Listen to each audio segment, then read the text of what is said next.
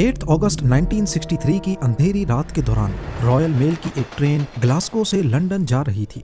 इस ट्रेन के एक डब्बे में नोटों से भरे बैग्स मौजूद थे जो तकरीबन आज 67 मिलियन पाउंड्स या फिर 800 करोड़ रुपए बनते हैं। ट्रेन के ड्राइवर जैक मिल्स तेजी से इंजन को रात की तारीकी में भगाते हुए जा रहे थे। तभी अचानक एक क्रॉसिंग पर सिग्नल की लाल रोशनी चमक उठी।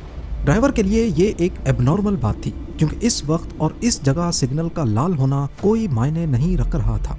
खैर, ड्राइवर जैक मिल्स ने फौरन ब्रेक लगाई और ट्रेन को सुनसान रास्ते में ही रोक दिया।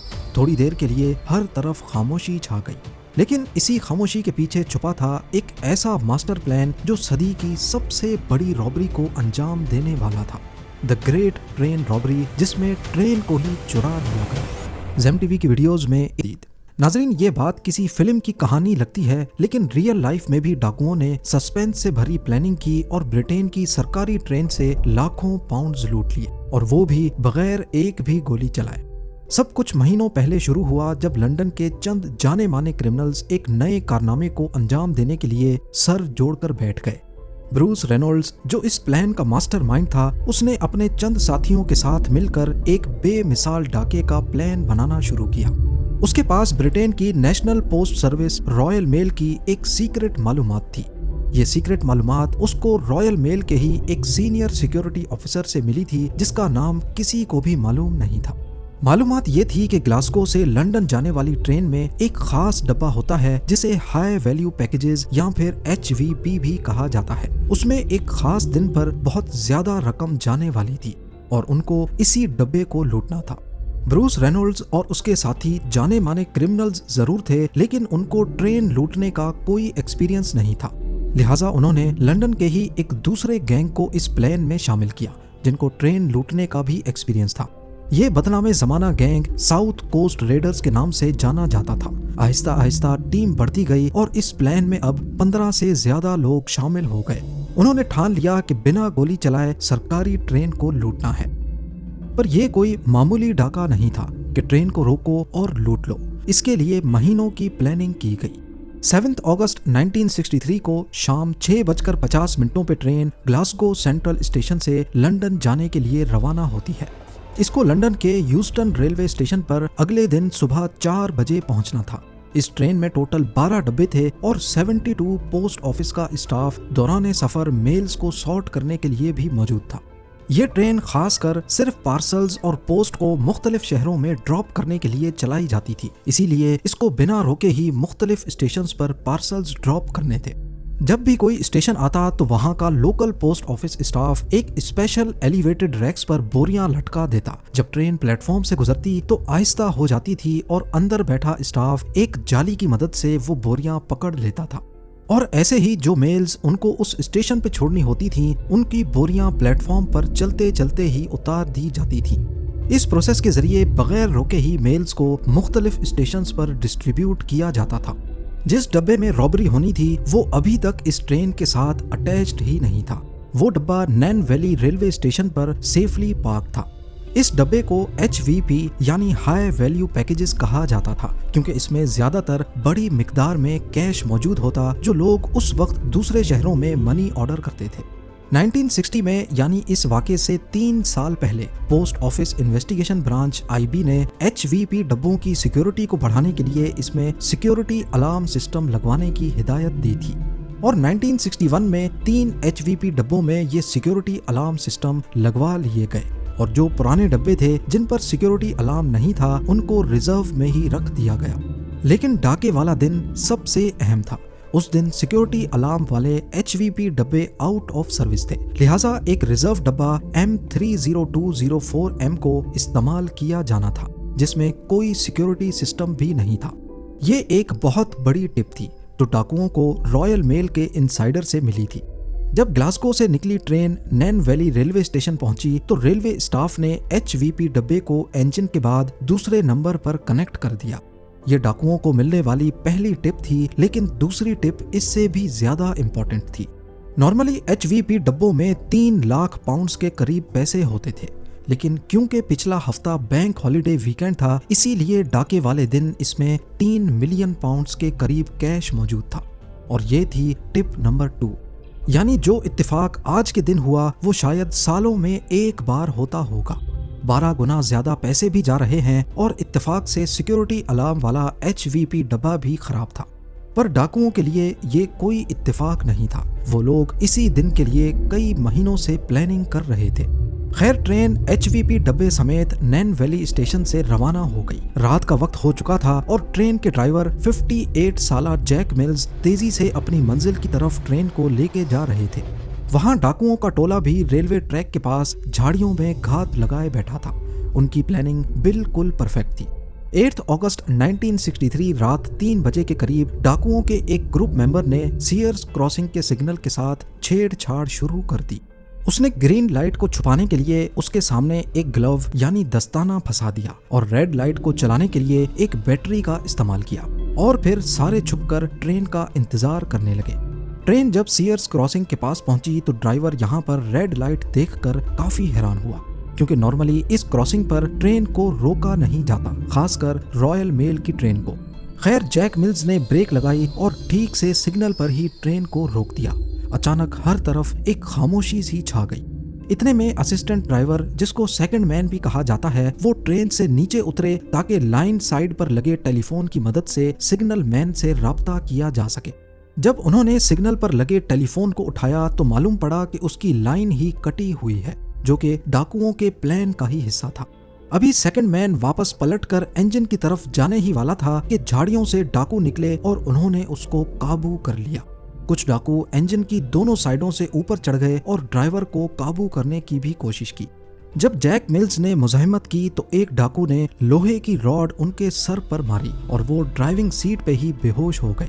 डाकू पूरी प्लानिंग के साथ आए थे। जिस वक्त ऊपर इंजन में ये हंगामा हो रहा था, उसी वक्त कुछ टीम मेंबर्स ने इंजन के बाद पहले 2 डब्बों को बाकी ट्रेन से अलग कर दिया। उनका प्लान ट्रेन को ही यहाँ से दूर लेके जाना था, पर आखिर कहाँ? सीयर्स क्रॉसिंग से करीब 1 किलोमीटर दूर ब्राइडको ब्रिज था और वहीं पर डाकुओं की ट्रक मौजूद थी। वो अपने साथ एक रिटायर्ड रेलवे ड्राइवर को भी लाए थे, जिसका काम ट्रेन को ब्राइडको ब्रिज तक लेके जाना था। यहाँ तक जो कुछ हुआ वो ठीक प्लान के मुताबिक था, पर अब डाकुओं को पहली मुसीबत का सामना करना पड़ा।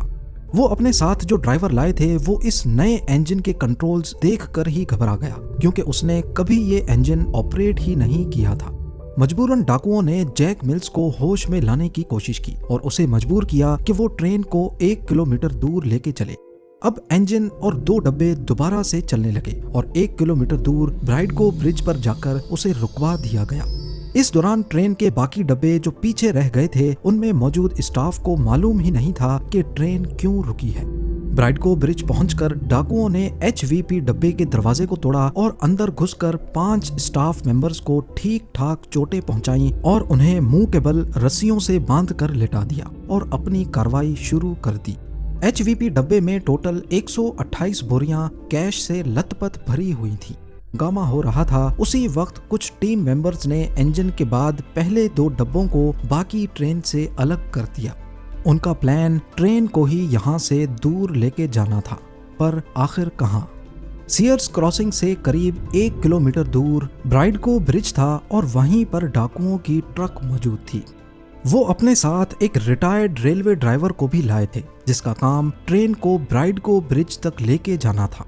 यहाँ तक जो कुछ हुआ वो ठीक प्लान के मुताबिक था, पर अब डाकुओं को पहली मुसीबत का सामना करना पड़ा। वो अपने साथ जो ड्राइवर लाए थे वो इस नए इंजन के कंट्रोल्स देखकर ही घबरा गया, क्योंकि उसने कभी ये इंजन ऑपरेट ही नहीं किया था। मजबूरन डाकुओं ने जैक मिल्स को होश में लाने की कोशिश की और उसे मजबूर किया कि वो ट्रेन को 1 किलोमीटर दूर लेके चले। अब इंजन और 2 डब्बे दोबारा से चलने लगे और 1 किलोमीटर दूर ब्राइडको ब्रिज पर जाकर उससे रुकवा दिया गया। इस दौरान ट्रेन के बाकी डब्बे जो पीछे रह गए थे, उनमें मौजूद स्टाफ को मालूम ही नहीं था कि ट्रेन क्यों रुकी है। ब्राइडको ब्रिज पहुंचकर डाकुओं ने HVP डब्बे के दरवाजे को तोड़ा और अंदर घुसकर 5 स्टाफ मेंबर्स को ठीक ठाक चोटें पहुंचाई और उन्हें मुंह के बल रस्सियों से बांधकर लिटा दिया और अपनी कार्रवाई शुरू कर दी। HVP डब्बे में टोटल 128 बोरियां कैश से लथपथ भरी हुई थी। ये 1 पाउंड, 5 पाउंड्स और 10 शिलिंग के नोट थे। इनका टोटल वजन करीब 2.5 टन के बराबर था।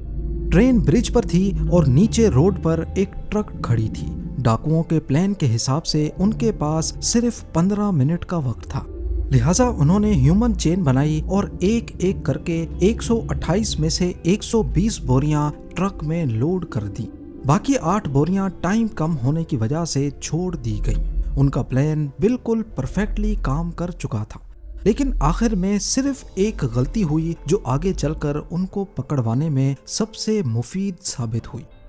जाते जाते एक डाकू ने HVP डब्बे में बंधे हुए स्टाफ को कहा कि 30 मिनट तक यहाँ से उठने की कोशिश भी मत करना, वरना जान चली जाएगी। डाकुओं के पास एक ऑस्टिन लोड स्टार ट्रक थी जिस पर सारा कैश लोड किया गया और 2 लैंड रोवर्स भी थीं जिन पर उन्होंने गवाहों को गुमराह करने के लिए एक ही नंबर लगा रखा था, BMG 757A। वारदात के बाद वो सारे वहां से फरार हो गए। करीब 45 मिनट की ड्राइव के बाद रात के 4:30 बजे वो अपने हाइड आउट में पहुंच गए, जो वारदात की जगह से करीब 43 किलोमीटर दूर ओकली नामी गांव से करीब था। इस दौरान वो VHF रेडियो पर पुलिस की बातें भी सुन रहे थे, जिससे उनको काफी मदद मिल रही थी। ठीक उसी वक्त जब वो अपने हाइड आउट में पहुंचे, पुलिस को भी इस रॉबरी का इल्म हो गया, पर फिलहाल वो बहुत खुश थे। उन्होंने हाइड आउट पर आकर खूब मौज मस्ती की, यहाँ तक के वहाँ मोनोपोली गेम भी खेली, और वो भी असली नोटों से। पर उनकी ये खुशी सिर्फ चंद मिनटों की मेहमान थी। थोड़ी ही देर बाद उन्हें रेडियो की मदद से पता चला कि पुलिस उनको 50 किलोमीटर के रेडियस में ढूंढ रही है। 50 किलोमीटर का आइडिया पुलिस को उस स्टाफ के बयान की वजह से हुआ जिससे डाकू आधे घंटे वाली बात बोलकर वहां से फरार हुए थे। तो पुलिस को अच्छी तरह आइडिया था कि आधे घंटे में वो 50 किलोमीटर के रेडियस में ही मौजूद होंगे। ये बात सुनकर डाकू एकदम घबरा गए। अब उनका इस हाइडआउट से निकलने का प्लान जो संडे को था, वो उन्होंने फ्राइडे पर शिफ्ट कर लिया। थर्सडे वाला दिन उन्होंने सारे पैसे आपस में बांट लिए। लूटी गई रकम 2.5 मिलियन पाउंड्स के करीब थी। कुछ रिपोर्ट्स के मुताबिक हर एक के हिस्से में 1.5 लाख पाउंड्स आए, जो उस दौर में एक बहुत बड़ी रकम थी। यानी हर एक के हिस्से में आज के हिसाब से 3.9 मिलियन पाउंड्स आए थे। बाकी पैसे उन्होंने छोटे छोटे रोल्स करने वाले हेल्पर्स में बांट दिए। उन्होंने फ्राइडे से पहले हाइडआउट में हर एक चीज से अपनी फिंगरप्रिंट्स मिटाई और एक शख्स को ड्यूटी दी कि उनके जाने के बाद वो हाइडआउट को ही जला दे, ताकि पुलिस को कोई सबूत ही ना मिल सके। उसने पैसे तो ले लिए, लेकिन हाइडआउट जलाए बगैर ही फरार हो गया। इस दौरान पुलिस उन्हें पूरे बकिंगमशायर एरिया में ढूंढ रही थी। हेलीकॉप्टर्स शहर के ऊपर घूम रहे थे, जगह जगह पुलिस की गाड़ियां दौड़ रही थीं और नेशनल मीडिया पर एक बवाल सा मचा था। पुलिस ने इंफॉर्मेशन देने वाले शख्स को 10,000 पाउंड्स इनाम देने की भी अनाउंसमेंट की। इस पर हाइडआउट के पड़ोस में रहने वाला एक शख्स सामने आया और उसने पुलिस को इत्तला दी कि 8 अगस्त वाली सुबह यहाँ काफी हलचल मची थी। शक की बिना पर पुलिस ने फौरन हाइडआउट पर छापा मारा। ये एक लेदर स्लेट फार्म हाउस था जो डाकुओं ने 3 महीने पहले ही किराए पर लिया था। वहां पुलिस को बहुत सारे सबूत मिले जो इस रॉबरी से जुड़े हुए थे, जैसा कि खाली बोरियां, मेल्स और एक ट्रक भी मिला जिस पर जल्दी जल्दी में येलो रंग किया गया था। डाकू यहाँ से अपनी फिंगरप्रिंट्स मिटा कर गए थे, लेकिन उस मोनोपोली पर कुछ फिंगरप्रिंट्स मौजूद थी जिसको उन्होंने असली पैसों के साथ खेला था।